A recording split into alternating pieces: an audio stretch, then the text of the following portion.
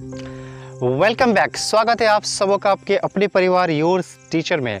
अगर आप चैनल पे पहली बार हैं तो प्लीज़ प्लीज़ प्लीज़ चैनल को सब्सक्राइब कर लीजिएगा, बेल बटन ज़रूर प्रेस कीजिएगा, इससे आपको वीडियो की नोटिफिकेशन टाइम पे मिलती रहेगी। वीडियो को लाइक करके ही जाइएगा और शेयर आग की तरह कीजिएगा। तो चलिए, आज मैं आपके सामने जो स्टोरी लेकर आया हूँ एकदम धमाकेदार स्टोरी है और ये कहानी जो है इतिहास जगत पे काफ़ी फेमस है। जी हाँ, मैं बात कर रहा हूँ अमर प्रेम कहानी की और ये प्रेम कहानी है पृथ्वीराज चौहान और उनकी बेगम रानी संयोगिता की। और ये कहानी इतिहास जगत में काफ़ी सुर्खियाँ बटोरी है। तो चलिए मैं स्टार्ट करता हूँ।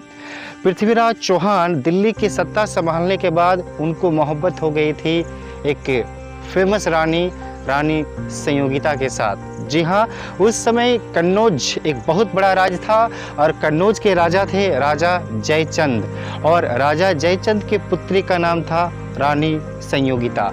इन्हीं से पृथ्वीराज चौहान को मोहब्बत हो गई थी। अब देखिए क्या होता है, मैं आपको एकदम स्टोरी दिमाग में सेट कर दूंगा, इससे एग्ज़ाम में क्वेश्चन भी बनते हैं। तो प्लीज़ स्टोरी को सुनिएगा और एग्ज़ाम में पूछे जाने वाले क्वेश्चन भी आपको सॉल्व हो जाएंगे।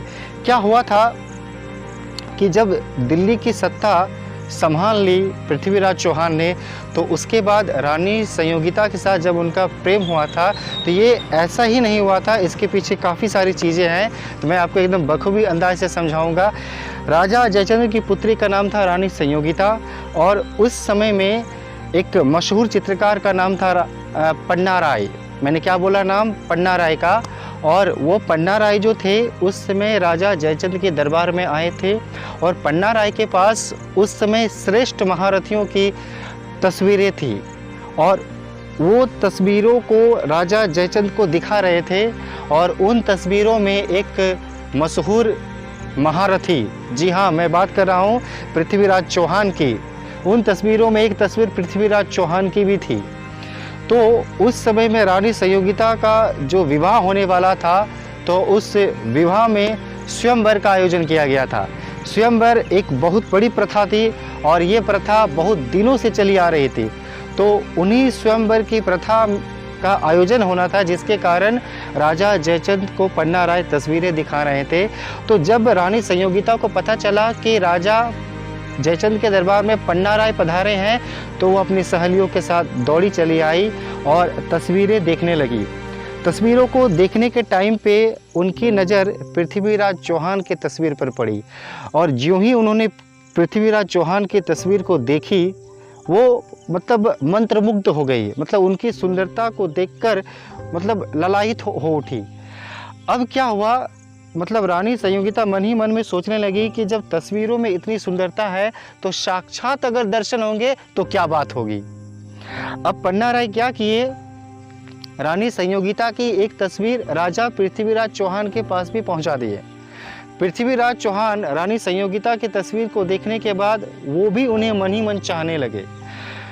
विवाह की घड़ियां नज़दीक आ गई, स्वयंवर का आयोजन था, मतलब स्वयंवर का आयोजन होने लगा। उस स्वयंवर में बड़े बड़े श्रेष्ठ महारथियों को बुलाया गया था, लेकिन राजा जयचंद्र और पृथ्वीराज चौहान के साथ आपस में ठीक से बनती नहीं थी, जिसके कारण जलसी की भावना से कहिए चाहे ईर्ष्या की भावना से कहिए, पृथ्वीराज चौहान को इस स्वयंवर की सभा में आयोजन में राजा जयचंद्र ने नहीं बुलाया था। लेकिन जब रानी संयोगिता उस सभा में पहुंची, स्वयंवर की सभा में, तो उनकी नज़र केवल पृथ्वीराज चौहान के ऊपर, मतलब केवल पृथ्वीराज चौहान को खोज रही थी।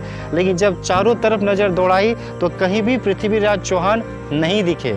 अब क्या होना था कि पृथ्वीराज चौहान की जो मतलब उनकी जो शरीर की बनावट थी, ठीक उसी तरह एक पुतला द्वारपाल के जगह पर खड़ा कर दिया गया था। मतलब पृथ्वीराज चौहान का एक पुतला द्वारपाल के पास खड़ा कर दिया गया था। लेकिन जब रानी संयोगिता की नज़र उस पुतले के ऊपर पड़ी तो वह दौड़ी चली आई उस पुतले के पास और उसी पुतले के ऊपर माला पहनाने का उन्होंने निश्चय कर लिया। लेकिन देखिएगा, ध्यान दीजिएगा, जैसे ही उस पुतले के ऊपर रानी संयोगिता माला पहनाने वाली ही थी, ठीक उसी समय साक्षात पृथ्वीराज चौहान आकर स्वयं उसके सामने खड़े हो गए। अब देखने वाली बात क्या थी, रानी संयोगिता ने वह माला पृथ्वीराज चौहान के गले पे डाल दी और पृथ्वीराज चौहान और रानी संयोगिता इस तरीके से दोनों एक हो गए। अब उसी समय राजा जयचंद्र आग बबूला हो उठे कि जिसको मैंने बुलाया नहीं था वो स्वयं आ गया, तो ये कैसा अचानक, ये कैसा हो गया। लेकिन अब पछताने से क्या फ़ायदा, दोनों एक हो गए और उस सभा से पृथ्वीराज चौहान ने रानी संयोगिता को घोड़े पर बिठाकर चले गए। और बाद में राजा जयचंद्र को यह आभास हो गया कि पृथ्वीराज चौहान ने रानी संयोगिता का हरण नहीं किया है, बल्कि रानी संयोगिता ने स्वयं पृथ्वीराज चौहान का वरण किया है। ये कहानी बहुत ठीक ठाक चल रही थी, लेकिन हर कहानी में एक ज़बरदस्त पड़ाव आता है। और आपको याद होगा इतिहास में फेमस वॉर तराइन का युद्ध। जी हाँ, मैं बात कर रहा हूँ तराइन का दूसरा युद्ध के बारे में, जो 1192 को हुआ, 1192 में हुआ तराइन का फेमस युद्ध, जो पृथ्वीराज चौहान और मोहम्मद गौरी के बीच हुआ था। और यह युद्ध इतिहास में काफ़ी फेमस युद्ध है। और इस युद्ध में पृथ्वीराज चौहान को बंदी बना लिया गया था। ऐसा इतिहास में नहीं, ऐसा स्टोरी में नहीं कि पृथ्वीराज चौहान की मृत्यु हुई थी। जी नहीं, पृथ्वीराज चौहान को मोहम्मद गौरी ने नहीं मारा था, इन्होंने इच्छा मृत्यु की थी। इन्होंने इच्छा मृत्यु की थी। किसने? पृथ्वीराज चौहान ने।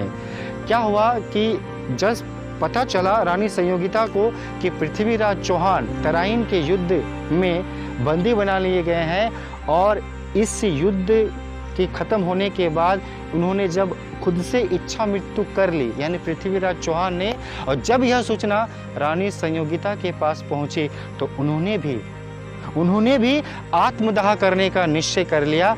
और इस प्रकार रानी संयोगिता आत्मदाह कर ली। और यह स्टोरी एक ज़बरदस्त बेमिसाल इतिहास जगत के पन्नों पर दर्ज हो गई कि एक प्रेमी के लिए खुदकुशी कर ली।